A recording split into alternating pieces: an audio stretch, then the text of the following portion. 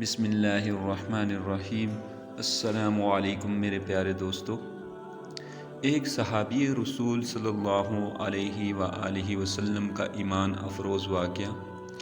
ایک صحابی آئے اور آپ صلی اللہ علیہ وآلہ وسلم سے کہنے لگے، یا رسول اللہ صلی اللہ علیہ وآلہ وسلم، میرا ایک پڑوسی ہے، اس کی ایک کھجور ہے جو ٹیڑھی ہو کر میرے گھر میں چند شاخیں ہیں، اس پر جب پھل لگتا ہے تو وہ ٹوٹ کر گرتا ہے تو میرے بچے اٹھا لیتے ہیں، ہم غریب ہیں تو وہ بھاگتا ہوا آتا ہے اور آ کر میرے بچوں کے منہ میں سے کھجور کو نکال دیتا ہے۔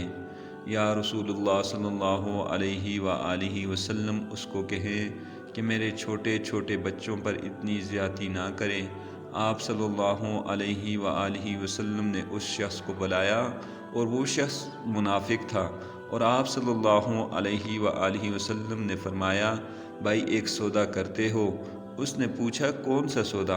آپ صلی اللہ علیہ وآلہ وسلم نے فرمایا، وہ کھجور کا درخت مجھے دے دو اور اس کے بدلے میں تمہیں جنت میں کھجور کا درخت لے کر دوں گا۔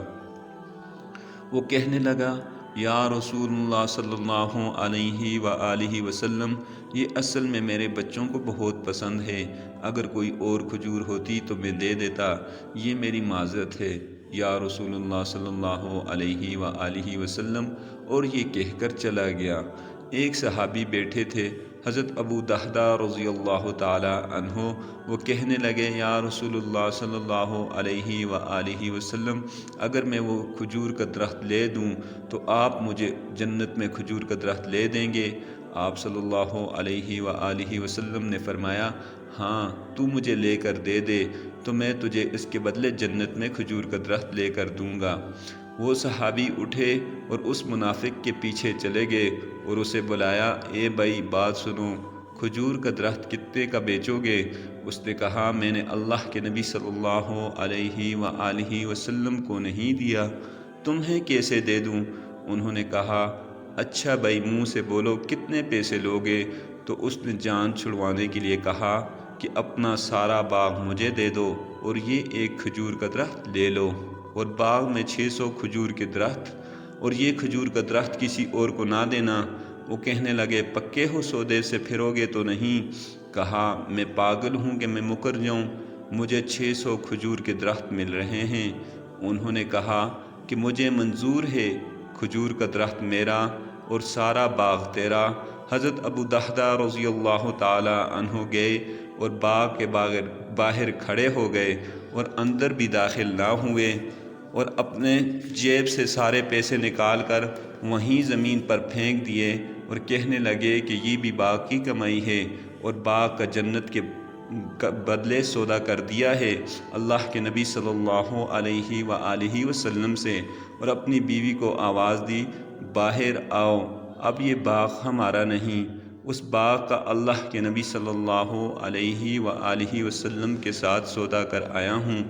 بیوی نے جب اللہ کے نبی صلی اللہ علیہ وآلہ وسلم کا نام سنا تو وہ بھی بچوں کو باغ سے لے کر باہر آ گئیں اور کہا، تم نے بہت ہی خوبصورت سودا کیا ہے۔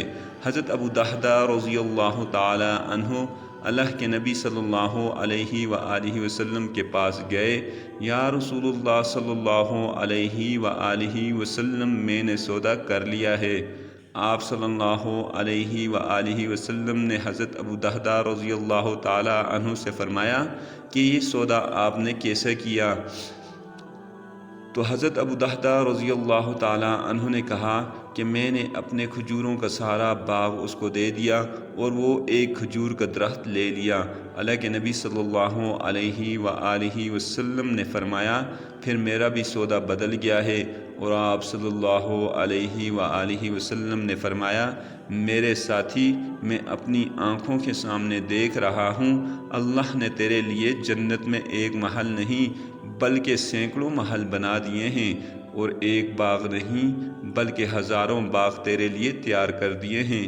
اور جب حضرت ابو دحدہ رضی اللہ تعالی عنہ فوت ہوئے تو اللہ کے نبی صلی اللہ علیہ وآلہ وسلم فرمانے لگے، کہ میں اپنی آنکھوں سے دیکھ رہا ہوں کہ 1,00,000 جنت کے کھجور کے درخت حضرت ابو دحدہ رضی اللہ تعالی عنہ کے جنازے کے اوپر جھکے ہوئے ہیں۔